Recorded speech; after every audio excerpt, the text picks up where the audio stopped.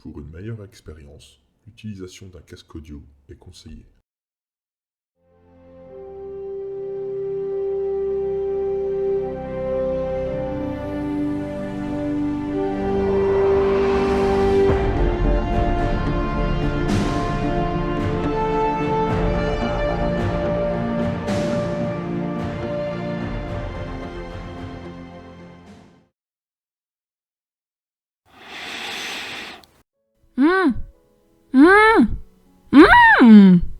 Lucie Lafeille se démenait pour attirer l'attention de sa sœur jumelle. Caro Lafeille leva les yeux de son livre. Au lieu du joli visage de Lucie, elle se trouva face à une bulle rose, presque aussi grosse que la tête de sa sœur. Pas mal. D'un geste brusque, elle fit éclater la bulle en y enfonçant son doigt. Cria Lucie indignée quand la gomme se colla sur ses joues et son menton. Caro se mit à rire. Haha, bien fait. En colère, Lucie arracha le livre des mains de sa sœur et le referma d'un coup sec. Oh, j'ai perdu ta page, S'exclama-t-elle. C'était le genre de choses que Caro détestait. L'œil menaçant, Caro récupéra son livre. Lucie commença à se frotter le menton, Je n'avais jamais fait une aussi grosse bulle. dit-elle mécontente. Moi, j'en ai fait des bien plus grosses que ça. Rétorqua Caro avec mépris. Vous êtes vraiment incroyables toutes les deux. Grommela leur mère en entrant dans la chambre pour déposer une pile de linge bien pliée sur le lit de Lucie. Faut-il vraiment que vous soyez toujours en rivalité? Même pour les bulles de la gomme à mâcher? On n'est pas en rivalité. Marmonna Caro. Elle rejeta en arrière sa queue de cheval et reprit sa lecture. Les deux filles avaient les cheveux blonds et raides. Ceux de Caro étaient longs, et en général, elle les attachait derrière ou sur le côté. Lucie, elle, les portait très courts. C'était le seul moyen de les distinguer l'une de l'autre. En dehors de cela, elles étaient absolument identiques. Elles avaient toutes les deux le front large et les yeux bleus et ronds. Dès qu'elles souriaient, des fossettes se creusaient sur leur visage. Et comme elles rougissaient facilement, leurs joues pâles devenaient alors toutes roses. Est-ce que j'ai réussi à tout enlever? Demanda Lucie en frottant son menton rouge et collant. Pas tout. Répondit Caro en lui jetant un coup d'œil. Tu en as dans les cheveux. Super. Lucie toucha à ses cheveux, mais n'y trouva rien. Je t'ai encore eu. Ça marche à tous les coups. Exaspérée, Lucie se tourna vers leur mère qui était en train de ranger des chaussettes dans un tiroir de la commode. Maman, quand est-ce que j'aurai ma chambre? À la Saint-Glinglin. Répondit Madame Lafeille. C'est ce que tu me réponds toujours.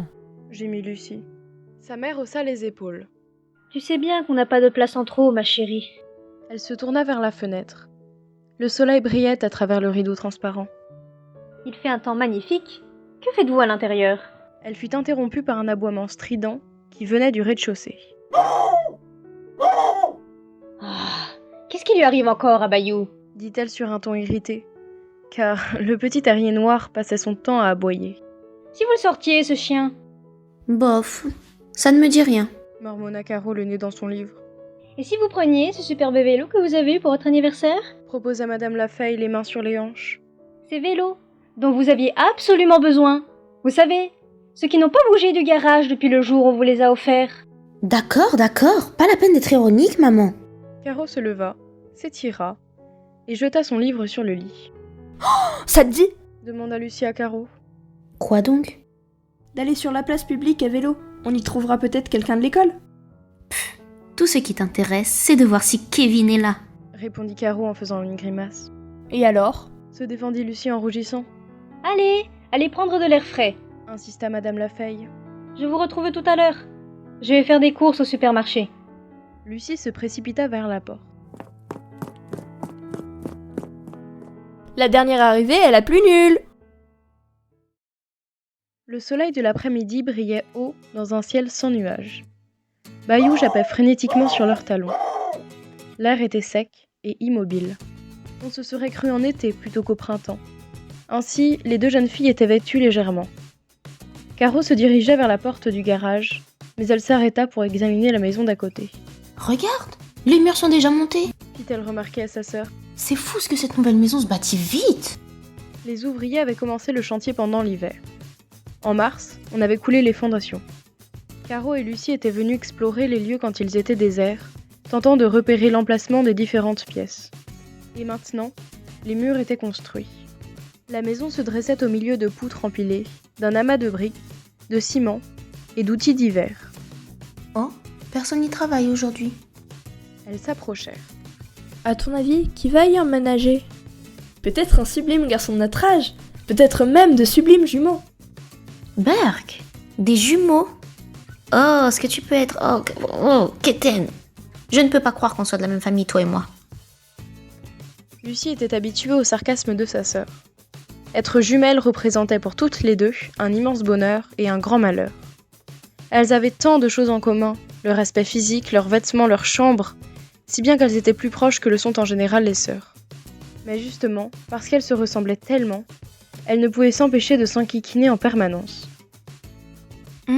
Il n'y a personne. Oh, allons l'explorer. Lucie la suivit de l'autre côté du jardin. Un écureuil, hissé à mi-hauteur d'un gros érable, les observait d'un air inquiet. Elles se frayèrent un chemin à travers les buissons bas qui séparaient les deux terrains. Puis dépassant les piles de bois et le gros tas de briques cassées, elles grimpèrent sur la dalle de béton. On avait cloué un morceau de plastique épais devant l'ouverture où serait installée la porte d'entrée. Lucie en souleva un coin et les deux filles se glissèrent à l'intérieur. Il y faisait sombre et frais. Cela sentait bon le bois coupé. Les murs étaient en place, mais rien n'était encore peint, Attention! dit Caro. Regarde par terre! Du doigt, elle désigna de gros clous qui jonchaient le sol. Si tu marches dessus, tu attraperas le tétanos et tu mourras. Tu serais bien contente. Je ne veux pas que tu meures. Juste que tu attrapes le tétanos. Très amusant. Dit Lucie d'un ton sarcastique. Caro prit une inspiration profonde. J'adore l'odeur de la sciure. On se croirait dans une pinède. Elles allèrent explorer la cuisine. Tu crois qu'il y aura du courant là-dedans? Demanda Lucie en montrant une poignée de fils noirs qui pendaient du plafond. T'as qu'à en toucher un pour voir. Essaye d'abord. Caro haussa les épaules. Elle s'apprêtait à suggérer de visiter le premier étage, quand soudain, elle entendit un bruit. Ses yeux s'écarquillèrent de surprise. Il y a quelqu'un? Lucie s'immobilisa au milieu de la pièce. Les deux filles écoutèrent. Silence. Puis elles entendirent des pas légers et rapides, tout près, à l'intérieur de la maison. On s'en va. Lucie était déjà en train de plonger sous le plastique qui protégeait l'ouverture béante. Elle sauta du perron et se mit à courir vers leur jardin. Caro s'arrêta au bas du perron et se retourna vers la maison. Regarde! D'une des fenêtres latérales s'échappait un écureuil. Il atterrit à quatre pattes sur le tas de briques et cavala vers l'érable dans le jardin des Lafeille. Caro se mit à rire. Ce n'était qu'un simple écureuil. Lucie s'arrêta près des buissons. T'en es sûre? Elle hésitait, les yeux fixés sur les fenêtres de la nouvelle maison. C'était un écureuil drôlement bruyant. Quand elle détourna son regard, elle constata avec surprise que Caro avait disparu. Hé, où es-tu? Je suis là. J'ai repéré quelque chose. Il fallut un petit moment à Lucie pour trouver sa sœur. Caro était à moitié cachée derrière une grande benne à ordures noires posée tout au fond du jardin. Elle avait l'air de fouiller à l'intérieur. Qu'est-ce qu'il y a là-dedans? Cria Lucie. Caro, occupée à remuer des objets, ne parut pas l'entendre. Qu'est-ce que tu fais? Insista Lucie en s'avançant. Caro ne répondit pas. Puis, lentement, elle sortit quelque chose de la benne et le leva à bout de bras. Deux bras et deux jambes s'agitèrent mollement. Lucie distingua une tête brune. Une tête, des bras et des jambes? Oh non!